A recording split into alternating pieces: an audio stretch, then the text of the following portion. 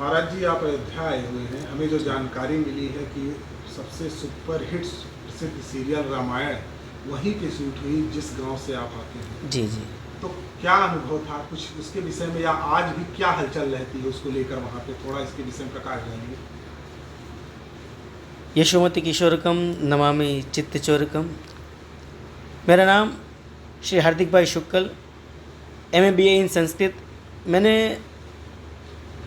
ब्रह्मश्री संस्कृत महाविद्यालय से मेरा अध्यापन जो स्टडी है वो मेरी वहाँ से हुई है। हम वैसे गुजरात उमरगांव से आते हैं।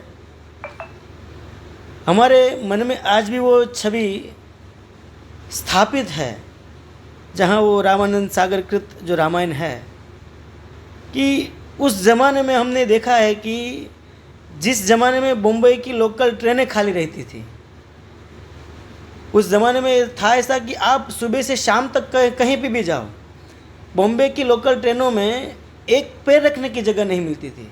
किंतु जब वो रामानंद सागर कृत ये रामायण का जब सीरियल का समय रहता था, उस समय में ये लोकल ट्रेन खाली मिलती थी। आप इतना क्रेज़ था वो इस सीरियल का। वो सीरियल का क्रेज़ नहीं था, किंतु वो राम का क्रेज़ था।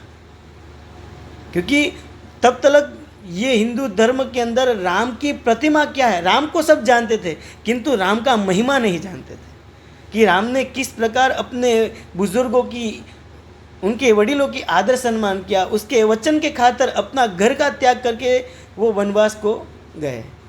तो एक बेटा जिसने अपने घर की कुल परंपरा को पकड़ के रखा। आजकल यह सब हमें सीखना है।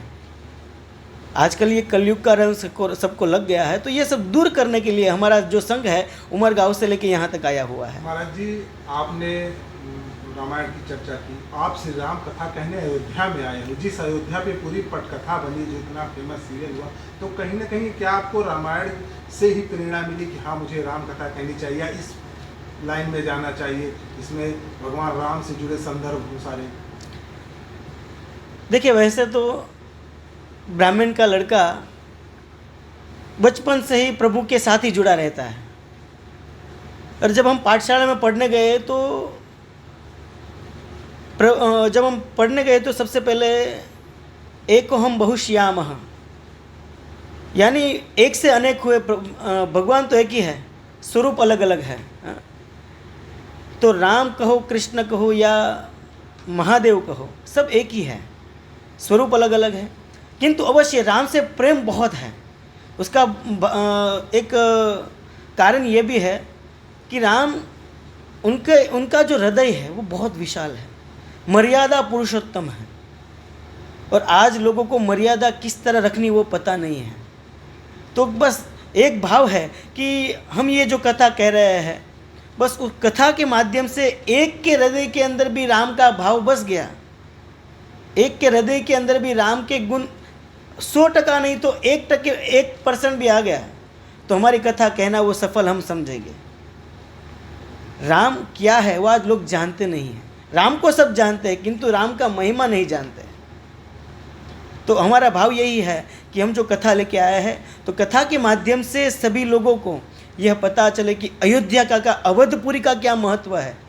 देखो, हमारे संस्कृत में एक सूक्ति है कि गंगायाम घोषः, यानी जो चीज़ जिसके बहुत नज़दीक होती है उसका उनका महात्म्य नहीं होता। जैसे कि हम गुजरात से अवध में यानी अयोध्या में पधारे हैं, तो हमारे मन के अंदर, हमारे हृदय के अंदर अवध की एक छवि है कि वो हमारे प्रभु श्री राम की भूमि है। वहाँ हमें अवश्य जाना चाहिए, क्योंकि सप्त मोक्षदायिका में सबसे पहली मोक्षदायिका है, जहाँ जाने से हमें मोक्ष की प्राप्ति होगी। यह भाव लेके आया है। तो अवधपुरी प्रभु श्री राम, उनके प्रति हमारे हृदय में अलौकिक प्यार है, और वही प्यार लेके हम यहाँ पे आए हैं। महाराज जी, इतना बड़ा हिंदुस्तान, लगभग 100 करोड़ हिंदू, उसके बाद भी प्रभु का, राम जी का स्थान जहाँ पे उन्होंने जन्म लिया, वो 500 वर्ष लग गए उनकी मंदिर बनने में। क्या कारण रहा, क्यों इतना लंबा संघर्ष हुआ, कुछ कहेंगे इसके विषय? देखिए, कुछ विषय ऐसे होते हैं कि हम जब हाईवे से जाते हैं ना, तो हाईवे में एक बोर्ड लगा रहता है, दुर्घटना से देरी भली। जल्दबाजी में कुछ अनहोनी ना हो जाए।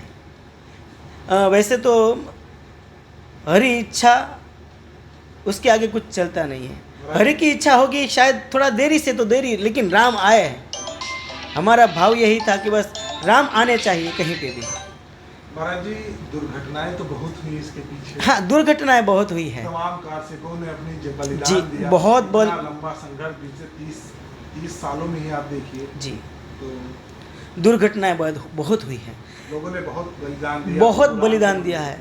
प्रभु श्री राम के यह स्थान के अंदर प्रभु श्री राम का मंदिर स्थापित हो, उस हेतु बहुत लोगों ने अपना बलिदान दिया है। और हम उनके लिए जो जिन्होंने बलिदान दिया है, हम उनके पीछे श्रद्धांजलि प्रभु राम को प्रार्थना करते हैं कि उनका आत्मा, उनका चेतनी जिस कोई भी स्थान पर हो, उनको अपने चरणों में स्थान दे। क्योंकि उन्होंने जब इतना बड़ा सहयोग दिया, बलिदान दिया, तब जाके। महाराज जी, आप यहाँ राम कथा कहने आए हैं, जो समय कम हो, राम का क्या सारा राम जीवन सार्थक ये कथा का समय नहीं है। तो आप एक दिन की कथा सुने, एक दिन की कथा सुनने का समय नहीं है। केवल एक चौपाई या एक श्लोक वो सुने। हमारा शास्त्र कहता है कि इतना भी समय नहीं है, तो श्लोक आधे से भी आधा श्लोक, एक श्लोक की कथा सुन लिया आपने तो आपका बेड़ा पार है। हमारा शास्त्र ये नहीं कहता कि आप पूरी कथा बैठ के सुनो, किंतु आधे से आधा श्लोक भी यदि आपके कर्ण द्वार के साथ आपके हृदयस्थ हो गया तो आपके हृदय के अंदर प्रभु विराजमान हो गए। महाराज जी, कोई राम कथा का कोई एक श्लोक एक साथ जो अपने हिंदू समाज दर्शकों को आप बताना चाहिए, जो वो प्रतिदिन जपा करें, आप देखिए, वैसे तो एक होगी मंगलहारी द्रव करने वाले,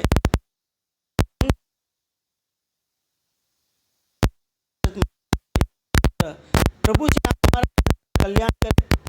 यह भाव और भाव विद्यते देवता, प्रभु भाव से ही पूजे जाते, द्रव्य से नहीं पूजे जाते। यदि आप उसके सामने 56 भोग भी रख दो, किंतु 56 भोग के अंदर आपका भाव नहीं है, तो वो 56 भोग भी प्रभु स्वीकार नहीं करेंगे। किंतु भाव से एक तुलसी दल आप प्रभु को अर्पण करोगे तो प्रभु एक तुलसी दल भी स्वीकार करेंगे। यदि आप भाव से यह चौपाई आप हृदय से गान करोगे तो प्रभु अवश्य आपकी सुनेंगे। किंतु आजकल लोग दिखावे की पूजा ज़्यादा करते हैं कि मैं कर रहा हूँ। हमें ये नहीं करना है कि दूसरों को दिखाना है, हमारे प्रभु को दिखाना है, समाज को नहीं किंतु हमारे प्रभु को दिखाना है। ये भाव से जब पूजा करेंगे तब प्रभु अवश्य आपको प्राप्त होंगे। महाराज जी, आपके साथ कौन कौन है विशेष रूप से जो इस कथा में सम्मिलित हो रहे हैं? विशेष रूप से हमारे पूज्यपाद पिताश्री हमारे साथ आए हुए प्रेम भाई व्यास जी है, जिनके सहयोग के द्वारा हमने ये टूर उमरगांव से लेकर अयोध्या तक का हम आया है। हमारे साथ हमारे पंडित जी विपुल भाई, उनके साथ हमारे स्वर भाई हरियाणी, जिनका स्वर कंठ बहुत सुरीला है, वो हमारे संगीत के स्टाफ है। वैसे तो हमारा आधा अंग कहा गया है, क्योंकि कथा के साथ यदि आप भक्तों को संगीत प्रदान न करो तो भक्तों को आजकल है ना कंटाला जल्दी आ जाता है। क्योंकि हमने ये सुना है और हमारी कथा में भी कहते हैं कि जब आप कुछ कथा करो या भगवान का सत्संग करो, भगवान की माला करो, तो एक चीज़ आती है, एक चीज़ जाती है। आती है क्या? तो नींद आती है, हाँ, और मन हिसाब करने चला जाता है। हाँ, तो ये संगीत जब साथ में रहेगा तो संगीत के माध्यम से हमारा मन है वो एकाग्र होके कथा के अंदर ही लगेगा। महाराज जी, कितने लोग लगभग आपके साथ हैं यहाँ पे वर्तमान? हमारे साथ वर्तमान में 160 लोग यहाँ पे आए हैं और भविष्य में भी हमारी इच्छा है कि हर साल इसी प्रकार हम यहाँ पे अवधपुरी में आके अवध को निहारें। सबसे पहले जब तुलसीदास जी गोस्वामी ने जब श्री रामचरितमानस की रचना की ना, तो सभी देवताओं की वंदना के साथ साथ अवधपुरी को भी नमन किया है। तो हम भी जब यहाँ पे अवध में आए, हमारा पाँव जब हमने अवध के अंदर रखा, तो सबसे पहले हमने अवध में अयोध्या को नमन किया कि प्रभु आपकी कृपा से हम यहाँ पे अवध में आए हैं। तो बस इसी प्रकार आपकी कृपा बनाए रखना और हमें अवध में हमेशा आने का मौका आप प्रदान कीजिएगा, क्योंकि प्रभु की कृपा के बिना कुछ नहीं चलता। अपने आने वाले भक्तों को संदेश देंगे अयोध्या के प्रति?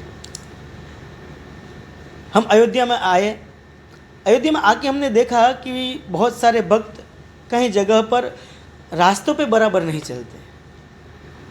तो हमारे कहने का भावार्थ यह है कि यदि आप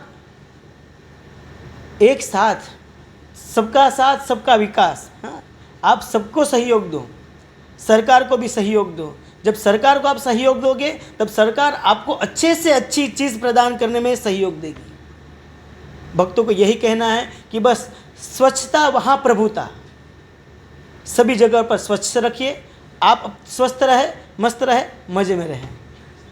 जय श्री राम, हर हर महादेव।